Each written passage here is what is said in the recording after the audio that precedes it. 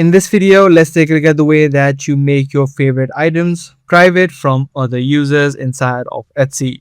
So if you have a lot of items added in inside of your favorite section and you don't want other people to be able to view them, all you want to do is make them private. So just click and head over to the favorites tab or the favorites page. And once you're inside, you're going to see all of the items that you've added in to your favorites list.